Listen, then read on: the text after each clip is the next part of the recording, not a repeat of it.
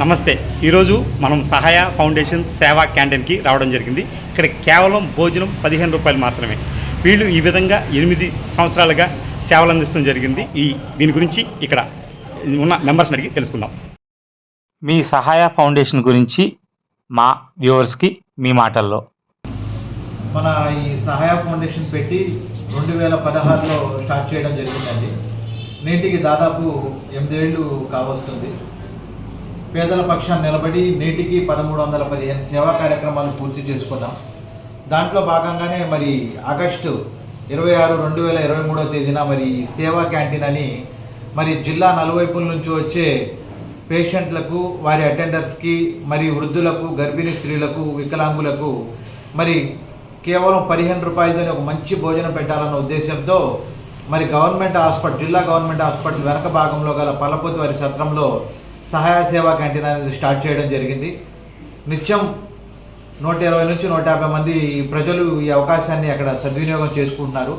సుదీర ప్రాంతాల నుంచి కైకులూరు, అవనిగడ్డ, అదేవిధంగా బంటుమిల్లి, కృత్యును పలు చోట్ల నుంచి వచ్చి ఎక్కడ మరి వారు భోజనానికి ఇబ్బంది పడే తరుణంలో వీరికి మనం ఏదైనా చేయాలన్న ఉద్దేశంతో ఏర్పడిన ఒక మంచి కాన్సెప్ట్ ఈ సేవా క్యాంటీన్. సో ప్రతి ఒక్కరు కూడా మరి రోజుకి చాలా వరకు ఖర్చు అవుతున్న సందర్భం ఉంది. రోజుకి కూడా ఎవరైనా దాతలు బర్త్డే సందర్భంగా, పదవి విరమణ సందర్భంగా, పెద్దల కార్యక్రమం సందర్భంగా, ఇంకా ఇతర శుభ కార్యక్రమాలు, వేరే కార్యక్రమాల సందర్భంగా కనుక వారు ఒకరోజు ఒక 5,000 రూపాయలు చెల్లించి అక్కడ కనుక ఆ కార్యక్రమం జరిపించుకుంటే దాదాపుగా ఒక 150 మంది దాకా భోజనం చేసే అవకాశం ఉంది. సో ఈ ఒక కల్చర్ని మచిలీపట్నంలో పెంపొందించాలి, తద్వారా పేద ప్రజలకి, ఈ పేషెంట్లకి కూడా మరి అన్నం పెట్టాలన్న ఉద్దేశంతో ఏర్పడిన క్యాంటీన్ను ఈ బందరు పరిసర ప్రాంత ప్రజలు కూడా ప్రతి ఒక్కరు కూడా ఈ కార్యక్రమంలో మీరు కూడా పాలు పంచుకొని ఈ కార్యక్రమం జయప్రదం చేయవలసిందిగా కోరుతున్నాం. సో నేను మచిలీపట్నంలో ప్రాక్టీసింగ్ అడ్వకేట్ అండి, ప్రభుత్వ మాజీ గవర్నమెంట్ ప్లేడర్ని. అంతేకాకుండా డిస్ట్రిక్ట్ లీగల్ సర్వీస్ అథారిటీ ద్వారా ఫ్రీ లీగల్ సర్వీసెస్ మ్యాక్సిమం చేస్తూ ఉంటాము.